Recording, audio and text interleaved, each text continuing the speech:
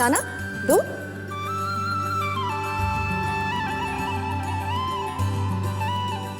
राधे, जानती हो इस संसार के लिए वृक्ष सबसे अधिक आवश्यक हैं। वृक्ष ही हैं जो जीवों को शुद्ध प्राण वायु देते हैं। जब तक इस संसार में पेड़ पौधे हैं तभी तक जीव हैं। कान्हा, तुम मुझे भक्त प्रहलाद की कथा सुनाने वाले थे। राधे, प्रहलाद भक्त नहीं, भक्त राज है। उनकी कथा के दो भाग हैं। पहला उनके पिता हिरण्यकश्यप की मृत्यु से पहले और दूसरा उनकी मृत्यु के बाद। ध्यान से सुनो राधे। ये तब की बात है जिस समय भक्तराज प्रहलाद के काका हिरण्याक्ष का वध द्वारा भगवान ने किया। उस समय प्रहलाद अपनी माता क्यादु के गर्भ में थे और उनके पूरे परिवार में भीषण शोक छाया हुआ था।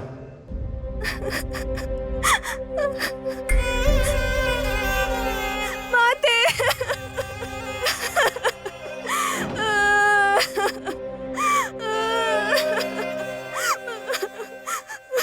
आंसू मत बहाओ ऋषा भानु। हम दैत्य आंसू बहाने के लिए नहीं, अभी तो संसार को रुलाने के लिए विख्यात हैं। दुष्ट देवताओं ने उस विष्णु के साथ साठगांठ करके मेरे बेटे हिरण्याक्ष की हत्या की है। इस बात का इतना भयानक प्रतिशोध लिया जाएगा, संसार का पालन करने वाले विष्णु का भी हृदय कांप उठेगा। ये लो, हिरण्यकश्यप भी आ गया। आपके भाई हमें छोड़कर चले गए। उन्होंने हमें साथ रहने का वचन दिया था और शत्रु विष्णु के कारण वो हमें छोड़कर चले गए और वो अब कभी वापस नहीं आएंगे। क्या अब तू भी स्त्रियों की भांति आंसू बहाएगा? अपनी भाभी को वचन दे कि अपने भ्राता की मौत का प्रतिशोध लेकर रहेगा। हम भी साथ चलेंगे काका। उन दुष्ट देवताओं के साथ साथ विष्णु को भी दंडित करेंगे। नहीं नहीं बच्चों, ऐसा नहीं कहते। श्री हरि विष्णु तो संसार का पालन करने वाले हैं। अपनी भक्ति अपने पास रखो कयादु। ये मत भूलो, विष्णु दैत्य शत्रु है, शत्रु है शत्रु।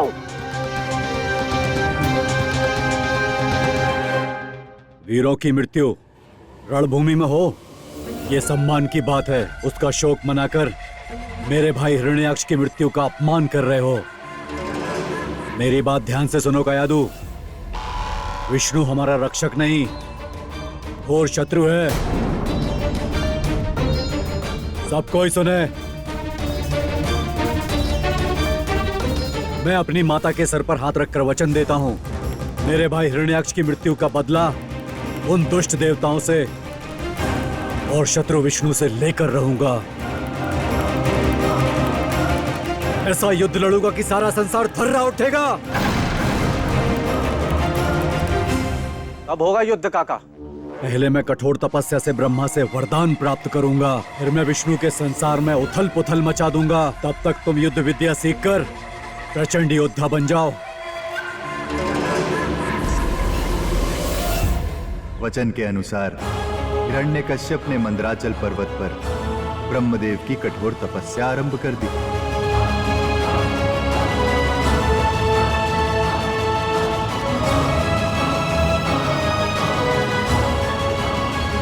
विधि के विधान के कारण हम किसी तपस्वी की तपस्या खंडित कर नहीं सकते, क्योंकि उसकी तप शक्ति हमारा सर्वनाश कर देगी।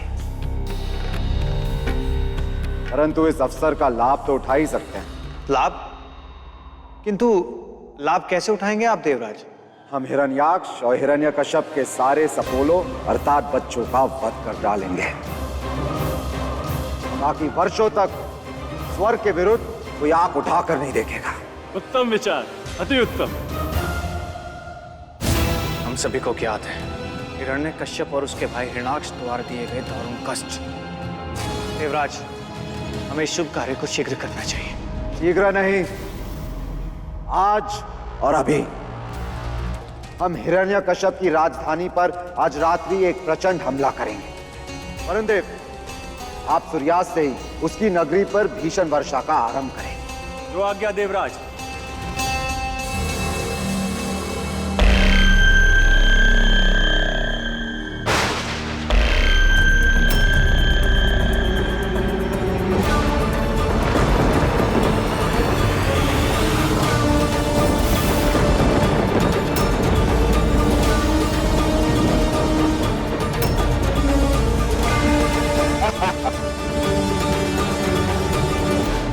अति सुंदर वरुण देव। अग्निदेव, आप हिरण्यकश्यप के राजप्रसाद को भीतर से भस्म कर डालें।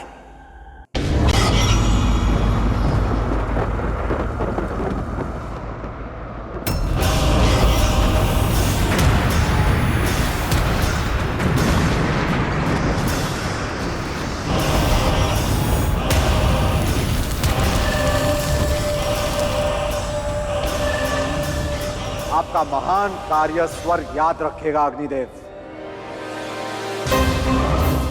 पवनदेव, देवताओं, हमारे अंग रक्षकों, अवसर अनुकूल है। दैत्यों के बच्चों का वध कर डाले। चलो।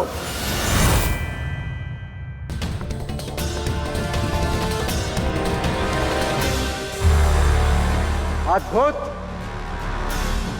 अंग रक्षकों, जाओ, एक एक कक्ष के भीतर घुस जाओ और जो भी राजपुत्र मिले उसे निर्ममता से मार डालो। किंतु देवराज, वहां बच्चों के साथ उनकी माताएं और स्त्रियां भी तो होंगी। हम स्त्रियों का वध नहीं करेंगे, परंतु उन्हें इतना भयभीत कर देंगे कि वो हिरण्यकश्यप को ब्रह्मा से वरदान मिलने के बाद स्वर्ग पर अभियान करने से रोके। अंगरक्षकों, जाओ, शुभ काम का आरंभ करो।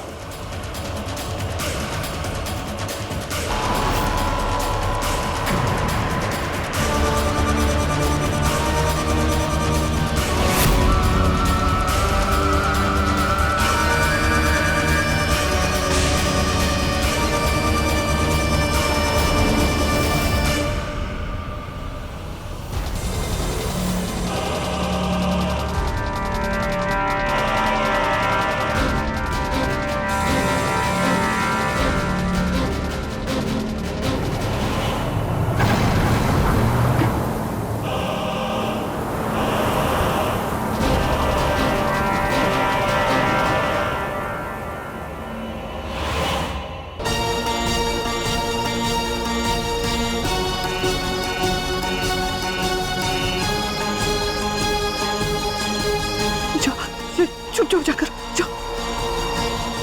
माते, हिरण्यकश्यप के तीनों बच्चे वृक, उत्कच और धृष्ट यहाँ सुरक्षित है, परंतु तुम्हारे बच्चे कहाँ है ऋषभानु? वो वहाँ बाहर है, अपने कक्ष में।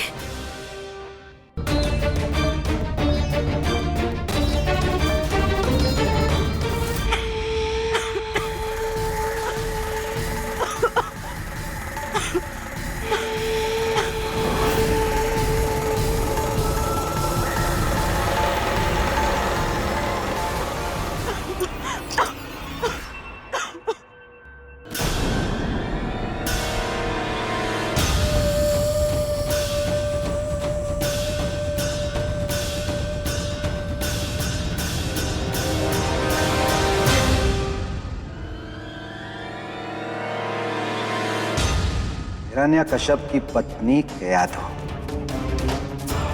वैसे तो हम स्त्रियों का वध करते नहीं हैं, परंतु तेरा वध करना पड़ेगा, क्योंकि तेरे गर्भ में हिरण्यकश्यप का पुत्र है।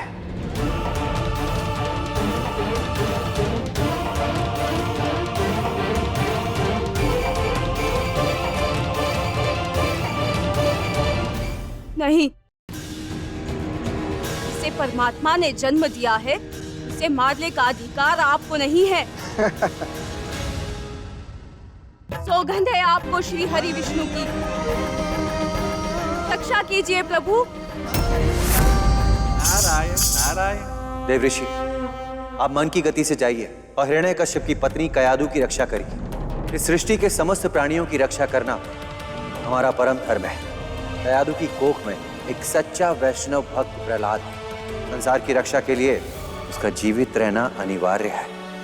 नारायण नारायण। श्री हरि श्री हरि।